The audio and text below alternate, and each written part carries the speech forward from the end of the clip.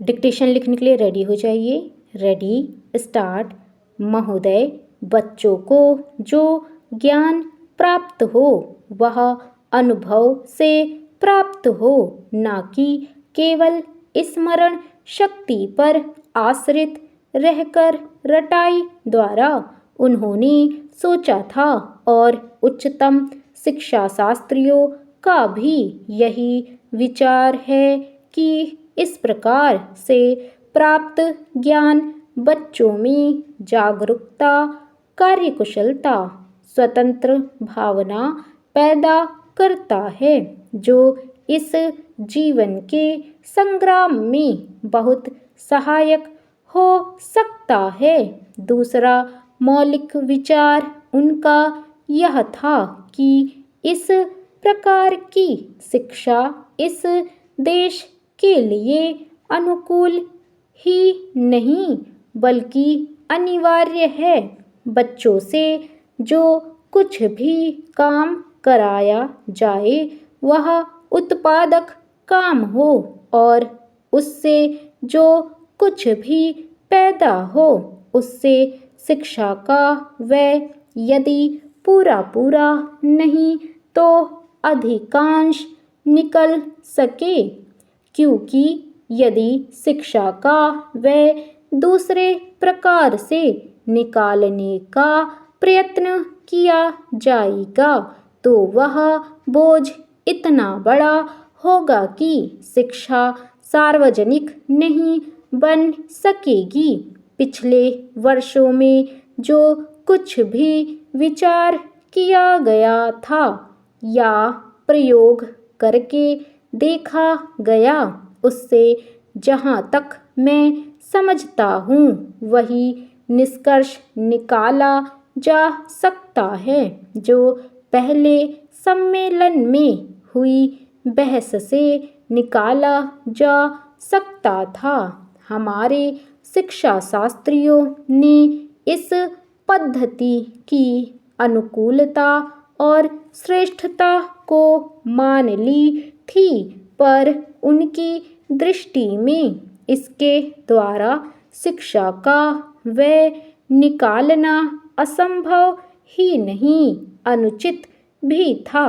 प्रयोग से देखा गया है कि इस पद्धति की उपयोगिता है और इससे पूरा नहीं तो अधिकांश व्यय निकाला जा सकता है। यह मैं प्राथमिक और माध्यमिक शिक्षा के संबंध में कह रहा हूँ। उच्च कोटि की शिक्षा के संबंध में अभी प्रयोग नहीं के बराबर हुआ है, इसलिए उसके संबंध में अभी कुछ भी कहना संभव नहीं है। इतना होते हुए भी हम देखते हैं कि इस पद्धति को उतना प्रोत्साहन नहीं मिला और न इसका उतना प्रचार ही हुआ जितना होना चाहिए था और जितना स्वराज्य प्राप्ति के बाद हम कर सकते थे। इसका कारण जहाँ तक मैं समझता हूँ यही है कि इसकी उपयोगिता प्रमाणित होने पर भी पुरानी पद्धति पर जो आस्था थी वह अभी दूर नहीं हुई है और इसी कारण शिक्षा के काम में जो व्यक्ति लगे हुए हैं उनका ना तो इस ओर ध्यान गया है और न उन्होंने इस विषय पर गहराई से चिंतन ही किया है। आज भी हम इतना ही कह सकते हैं कि इस पद्धति का अभी केवल प्रयोग ही किया जा रहा है।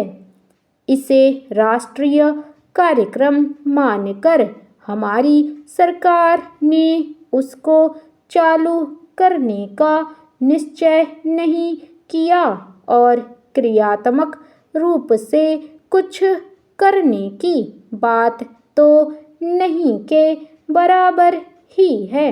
उसका परिणाम यह हुआ है कि पुरानी पद्धति की संस्थाएं दिन प्रतिदिन बढ़ती जा रही हैं और शिक्षा पर सरकार जो कुछ भी व्यय कर सकती है या करना चाहती है उसका बहुत बड़ा अंश उस पद्धति को ही बनाए रखने में व्यय हो रहा है और इस पद्धति को बहुत कम प्रोत्साहन मिला है।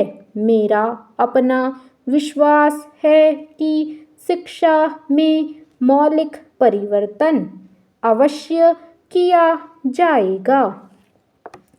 महोदय, बहुत बड़ा अंश अनुभव और लोगों की कही सुनी बातों से, देखे हुए दृश्यों से और कुल तथा समाज की परंपरा से प्राप्त होता है।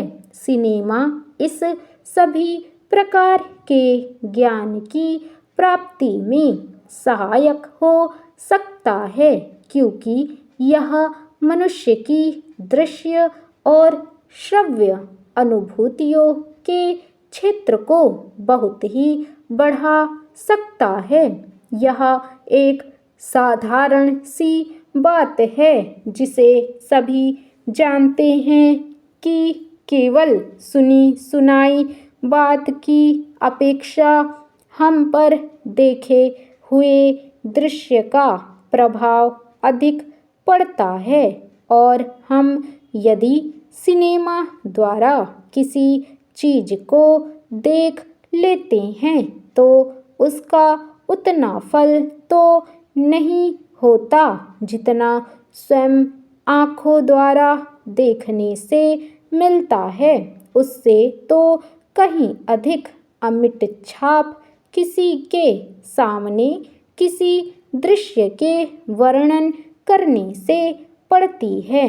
मन बहलाव के भी साधन कितने ही प्रकार के होते हैं। कुछ तो ऐसे हैं जो मन बहलाव के साथ साथ शिक्षाप्रद भी होते हैं और इसके विपरीत बुरे संस्कारों का साधन बन जाते हैं। मैं स्वयं यह दावा नहीं कर सकता कि मैंने बहुत सी फिल्में देखी हैं। सच पूछिए तो मुझे बहुत कम फिल्में देखने का अवसर मिला है, पर मेरे पास जो खबरें पहुंचती हैं बहुतेरे विश्वसनीय भाइयों और बहनों द्वारा जो शिकायतें पहुंचाई जाती हैं उनसे मालूम होता है कि बहुतेरे फिल्में दूसरी कोटि की हैं जो शिक्षा अथवा मन बहलाव का साधन न बनकर बुरी वासनाओं को जागृत करती हैं, विशेषकर युवकों के चरित्र पर बुरा प्रभाव डालती हैं। हो सकता है कि इस प्रकार की फिल्में अधिक लोकप्रिय होती हों, उनके द्वारा अधिक पैसे कमाए जा सकते हों। कुछ लोग यह कह सकते हैं कि फिल्म निर्माताओं का काम ऐसी फिल्मों को बनाना है जो लोकप्रिय हों क्योंकि वे एक प्रकार की मांग को पूरा करती हैं।